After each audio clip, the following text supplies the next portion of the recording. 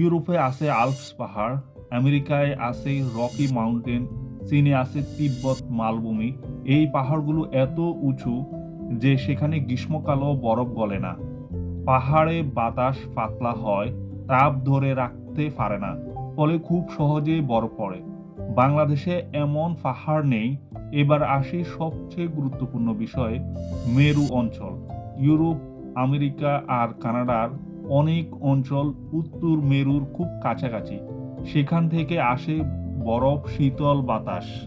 এই বাতাসকে বলা হয় আর্কটিক এয়ার। এই বাতাস সরাসরি ইউরোপ আর আমেরিকার শহরগুলোর উপর দিয়ে বয়ে যায়। বাংলাদেশে এমন কোনো মেরু বাতাস পৌঁছাতে পারে না, কারণ মাঝখানে আছে হাজার হাজার কিলোমিটার দূরত্ব আর উষ্ণ সমুদ্র। এখন যদি তুলনা করি, বাংলাদেশে শীত মানে হালকা ঠান্ডা, কুয়াশা আর শিশির।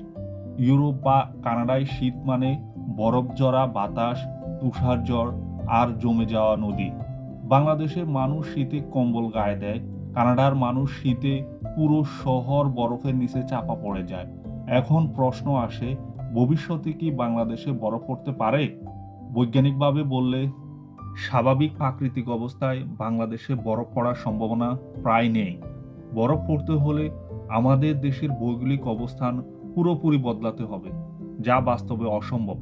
তবে জলবায়ু পরিবর্তনের কারণে বিশ্বের আবহাওয়ায় এখন অস্বাভাবিক হচ্ছে।